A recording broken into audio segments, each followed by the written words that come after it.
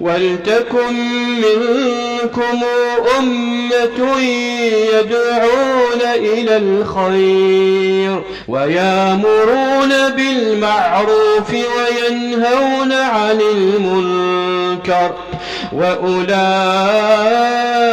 هم المفلحون. ولا تكونوا كالذين تفرقوا واختلفوا من بعد ما جاءهم البينات وأولئك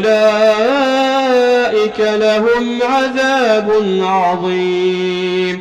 يوم تبيض وجوه وتسود وجوه فأما الذين اسودت وجوههم أكفرتم بعد إيمانكم فذوقوا العذاب بما كنتم تكفرون.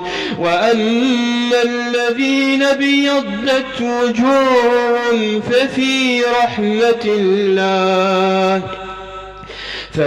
رحمة الله هم فيها خالدون. تلك آيات الله نتلوها عليك بالحق وما الله يريد ظلما للعالمين.